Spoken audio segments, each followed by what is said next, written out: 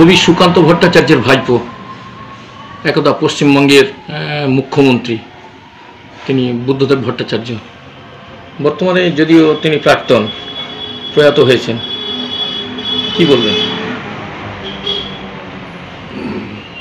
বুদ্ধবাবুর সম্পর্কে কিছু বলতে গেলে গলাটা রুদ্ধ হয়ে যায়। 1982 সাল থেকে আমি পশ্চিমবঙ্গ বিধানসভার সদস্য ছিলাম। সেই সময় বহু কাছে পেয়েছি, বহুদিন তার সঙ্গে বিভিন্ন কথা বলেছি, কিন্তু সবচেয়ে ঘনিষ্ঠ ছিলাম রাজ্য মন্ত্রিসভার শেষ দুবারের সদস্য হিসাবে, রাজ্যের সেচ দপ্তরের দায়িত্ব নিয়ে। আমি লক্ষ্য করেছিলাম কোনো বিশেষ কারণে বুদ্ধবাবুর কাছে চাহিদা নিয়ে গেলে বুদ্ধবাবু না বলতেন না। দুটো তিনটে বিষয় আমার খুব স্মরণে হয়। 2009 সালে যখন আয়লায় সুন্দরবন বিধ্বস্ত হয়ে গেল, চারিদিকে হই হই হই হই, আমি তখন ক্যানিংয়ের বাড়িতে, ওনাকে ফোন করেছিলাম, দাদা কি খবর? বলছে তুমি এক্ষুনি চলে যাও কাকদ্বীপে। দৌড়ালাম, রাতে গিয়ে পৌঁছলাম কাকদ্বীপে, এসডিও অফিসে মিটিং করলাম। ভোরবেলা উঠে আবার নামখানার দিকে গেলাম, দেখলাম তত কিছু হয়নি। আমি ভাবছি কি করি, কি করব, মুখ্যমন্ত্রীর নির্দেশ। তারপরে দেখি মুহূর্তে আবার উনি ফোন করলেন, আরে সুভাষবাবু আপনার নিজের এলাকায় ফিরে যান, গোসবা বাসন্তী একবারে বিধ্বস্ত হয়েছিল। তার মানে তখন থানার 8টি সেট কোনো সংবাদ পর্যন্ত ডাইরেক্ট খবরটা পরিচালিত হচ্ছিল না, জানাচ্ছিল না। আবার ফিরে এলাম গোসবা বাসন্তীতে। পরবর্তীকালে আপনারা বা এলাকার মানুষ সবাই জানেন, আমি এবং কান্তি গাঙ্গুলি আগলে রেখেছিলাম সুন্দরবনের মানুষগুলোকে কীভাবে রক্ষা করা যায়, এবং আমরাই পরামর্শ করে বুদ্ধদেববাবুর কাছে শুনলাম, দাদা একটা বড় কিছু করতে হবে, এত বড় আঘাত, আর এই সময় এই সুযোগ। আমাদের কেন্দ্রীয় অর্থমন্ত্রী প্রণব মুখার্জি আছেন, তিনি বাংলার সন্তান, নিশ্চয়ই আমাদের দাবি ফেলবেন। বললেন তুমি এক্ষুনি প্রণববাবুর সঙ্গে দেখা করো। ছুটে গেলাম দিল্লিতে। প্রণব মুখার্জি বললেন ঠিক আছে, তোমরা একটা পরিকল্পনা করে খসড়া পরিকল্পনা পাঠাও, আমি আমাদের বিশেষজ্ঞ দিয়ে পরীক্ষা করে দেখাচ্ছি। 1 মাসের মধ্যে সেই পরিকল্পনা রেডি হয়ে 6000 কোটি টাকা প্রস্তাব নিয়ে গেলাম সুন্দরবনের নদী বাঁধের পাকাপোক্ত করার জন্য।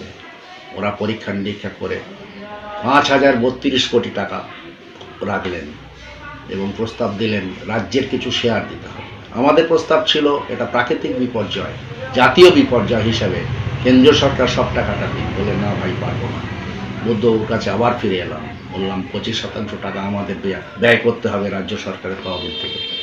বলে সে তো অনেক টাকা, 2700 কোটি টাকা রাজ্যের তহবিলে দিতে হবে। উনি একটু বলেন ঠিক আছে, তুমি তৈরি হও, এত বড় একটা বিপর্যয়। তারপরে তিনি নিজে তো গেছিলেন, গোসবায় গিয়েছিলেন, সন্দেশখালী গিয়েছিলেন, বাসন্তী হয়ে গিয়েছিলেন, নিজে চোখে দেখেছেন। তারপরে তিনি সিদ্ধান্ত নিতে বললেন। আমাদের দুর্ভাগ্য 5032 কোটি টাকার সেই প্রকল্প সবটাই বাস্তবায়িত হয়নি। আবদার রেখেছিলাম, দাদা এত বড় বিপর্যয়ে মানুষের আশ্রয়ের জায়গা নেই, বলে একটা কিছু আমি করবই।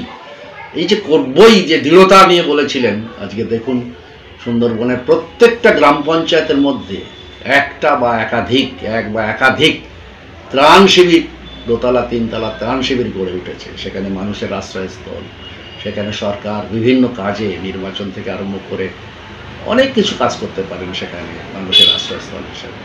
সুতরাং ভোলার না।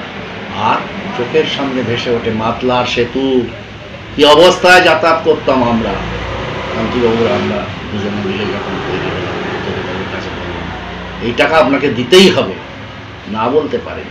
আজকের সেই সেতুতে লক্ষ লক্ষ মানুষের যাতায়াত, জীবিকা, ব্যবসা বাণিজ্য, অটো টোটো গাড়ি সব চলাচল করছে, কত মানুষের জীবিকা অর্জন হচ্ছে। এটাই আমাদের গর্ব। আমাদের সেই গর্বের মানুষটা হারিয়ে গেল, দুঃখ জানাবার ভাষা নেই। মানুষ চলে গেলেন, আর ফিরে পাবেন না। আরও অনেক কিছু বলা যায় তার সম্পর্কে। সুতরাং আমি যতটুকু কাছ থেকে দেখেছি, বুদ্ধবাবু একটা মহান ব্যক্তি, কাউকে না বলতেন না, মানুষের প্রয়োজনে তিনি সেবা করতেন।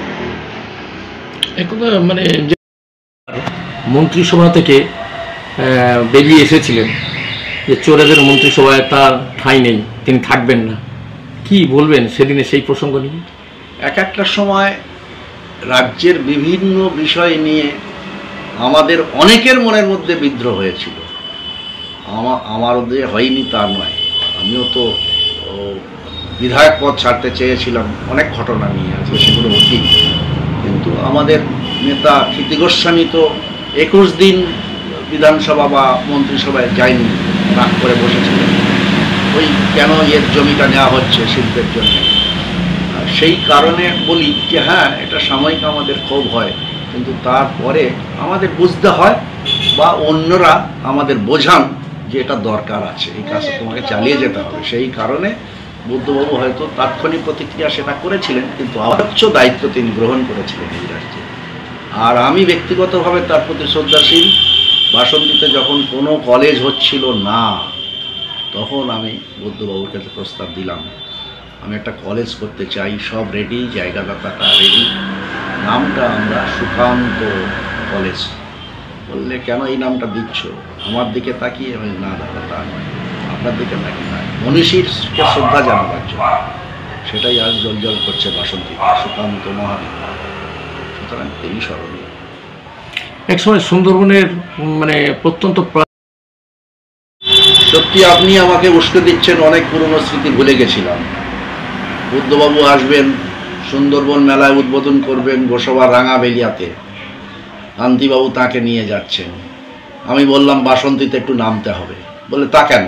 আমি অবশ্যই নামতে হবে, আমার বিধানসভা এলাকা দিয়ে যাবেন। বলে ঠিক আছে, আপনার প্ল্যান কি? আমি প্ল্যান কিছু নয়, মানুষের দাবিটা তুলে ধরবো, শুধু যেন সোনাখালি এক কাপ চা খেয়ে যান নেমে। তখন সোনাখালি ব্রিজ ছিল না, লঞ্চে যেতেই হবে। রাজি হয়েছিলেন বুদ্ধবাবু আমার কথা শুনে।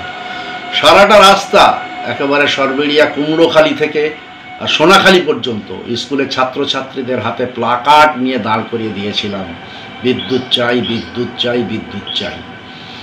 তখন বুদ্ধবাবু সুন্দরবনে সোনাখালিতে বসে সুজন চক্রবর্তী জিজ্ঞেস করলেন, সুজন চক্রবর্তীর ওপরে একটা দায়িত্ব ছিল বিদ্যুতের, সুজন কিছু করা যাবে, এত মানুষের দাবি। সুজন বলে, দাদা 2 মাস সময় দিন। ঠিক 2 মাসের মাথায় বুদ্ধবাবু এসে সোনাখালিতে সুইচ টিপে বিদ্যুৎটা জ্বালিয়ে দিয়েছিলেন। তারপরে আজকের নদী পার করে সব জায়গায় বিদ্যুতের আলো। এটা কি কম অবদান? তাঁরই তিনি কথা রেখেছিলেন।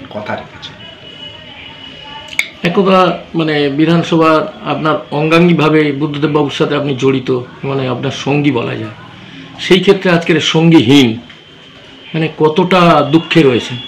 বুদ্ধবাবুর ব্যক্তি জীবন, তার ভেতরের যা ছিল জ্ঞান গর্ভ বা তার নীতি নৈতিকতা যতটা ঊর্ধ্ব মাপের, আমাদের তার সঙ্গে আমাকে তুলনা করে লাভ নেই। আমরা অনেক নিচু ছাত্র সমাজ। ক্ষিতি গোস্বামী, বুদ্ধদেব ভট্টাচার্য একই সঙ্গে রাজনীতি, সমসাময়িক রাজনীতি করেছেন। সুতরাং ক্ষিতি গোস্বামী আমার রাজনীতি গুরু, সেই অর্থে তিনি আমার রাজনীতি গুরু, তার সঙ্গে তুলনা করা যায়।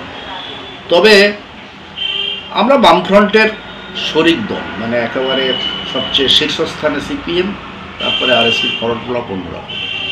হয়তো মনে হতো যে আমাদের দাবিগুলো বুদ্ধবাবু নেবেন কি নেবেন না, কিন্তু রাজ্য মন্ত্রিসভায় গিয়ে দেখেছি বুদ্ধবাবু না করেননি। প্রথম আমি মন্ত্রিসভার সদস্য হওয়ার পরে প্রচুর শূন্যপদ পড়েছিল। আমাদের অফিসাররা গিয়ে বললেন যে স্যার অনেক শূন্যপদ পড়ে আছে, আমি একত্রিত করব। প্রায় 7,000-8,000 মতো শূন্যপদ ছিল। সেটা নিয়ে গিয়ে প্রথম মন্ত্রিসভায়, অদক্ষ তখন, আমি জানতাম না কিভাবে প্লেস করতে হয়, প্লেস করলাম। বলে এত আমি আছি, তো বললে এক কাজ করুন, আপনি এটা ডিপ্লয়েড করে দিন, মানে বিভিন্ন দপ্তর থেকে আইডেল কর্মীদের নিয়ে এখানে পাঠিয়ে দিন। আমি না বুঝতে পেরে সেদিনের মতো চলে এসেছিলাম। পরবর্তীকালে এসে ভেবে দেখলাম তাহলে তো সুন্দরবনের একটা ছেলে রিক্রুট হবে না নতুন করে।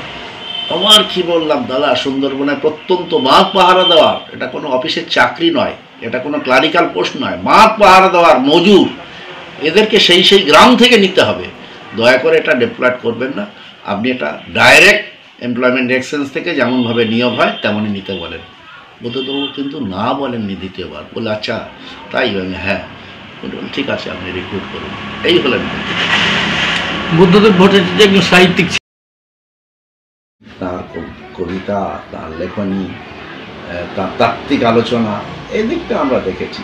আমি আরএসপি দলের সদস্য হিসাবে রাজনৈতিক ভাষণ শোনার জন্য তাদের পার্টির মিটিংয়ে হয়তো যাইনি, সেদিক থেকে আমরা বঞ্চিত।